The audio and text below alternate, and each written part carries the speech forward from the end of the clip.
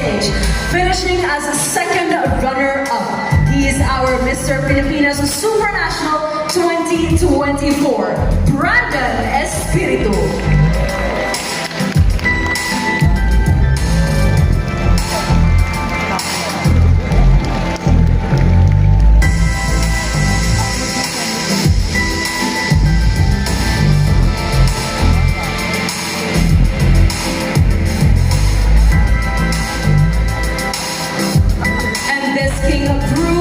He belongs among the world's finest, finishing top 6 at the Mr. International pageant. Our Mr. Pilipinas International 2024, Justine Ong.